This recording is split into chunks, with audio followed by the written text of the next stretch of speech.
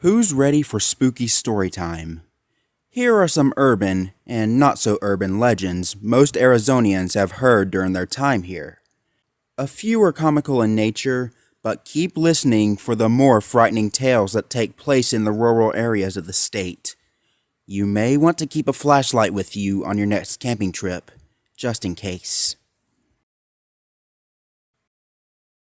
Frying an egg on the sidewalk. Let's start with some not-so-scary legends like this.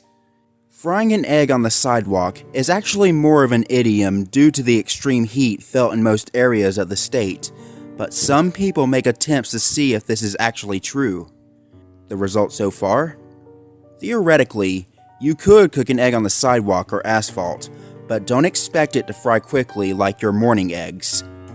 Plenty of people test this out each year with varied results. Some only end up with a gummy egg that has barely set in several hours, while others claim their eggs cooked within a matter of minutes. If you're not sure you want to waste a couple of eggs trying to find out this summer, there are plenty of online instructions on how to bake cookies in your car. Jackalopes. Part jackrabbit, part antelope, all legend. This one actually extends across the American West, but still enjoys a prolific life in Arizona, where you can find the word emblazoned on street signs, tourist gifts, and festivals. Would you be sad to find out it was all a hoax?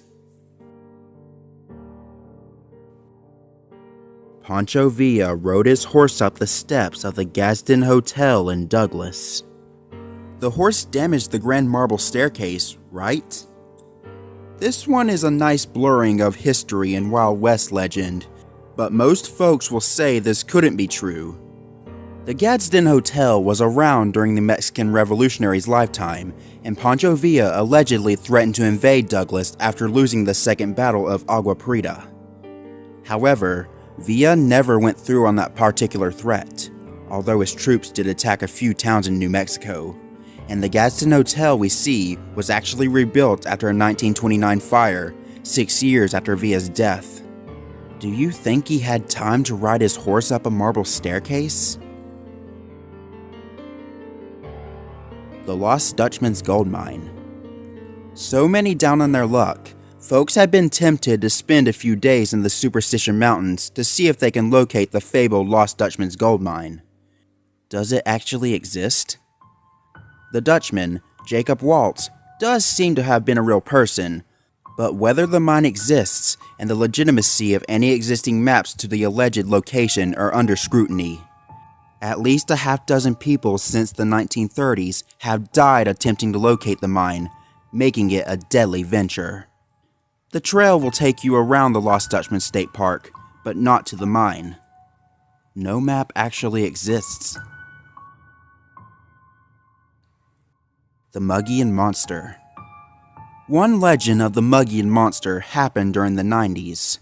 North of Payson that stumbled across the highway. These were made in homage to the Muggian Monster, Arizona's version of Bigfoot. Sightings have been reported as early as 1903, but its existence is dubious. Either way, you may want to stay vigilant during your next camping trip along the rim to avoid running into the Muggian Monster anytime soon. El Chupacabra. Mangy dog / coyote, or an actual goat sucker?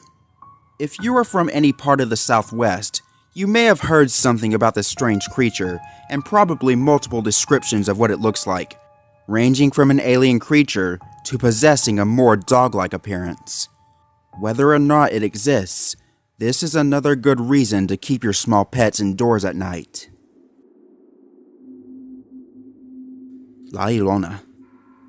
Another legend with Mexican roots that is a common story around the West. La Ilona, or the Weeping Woman, has deep roots in Aztec stories, but generally, she is referred to as a woman who regrets drowning her children as an act of revenge on her husband. Adults will tell children to avoid wandering alone at night, especially near bodies of water, or being naughty if they don't want to suffer the same fate at La Llorona's hands.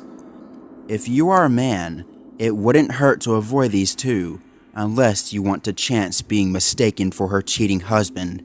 You know, just in case. Skinwalkers. Want to get really scared? Listen to a few accounts about the Navajo Skinwalker, and you'll rethink being outdoors alone at night again. Unlike the popular shapeshifters referred to in media as skinwalkers or shapeshifters, the Navajo version has roots in witchcraft and is someone you truly don't want to encounter. If you hear a personal account, Navajos will mention the numerous ways a skinwalker can witch a person and why they make for dangerous encounters. If you want a fictional account, read the Tony Hillerman book.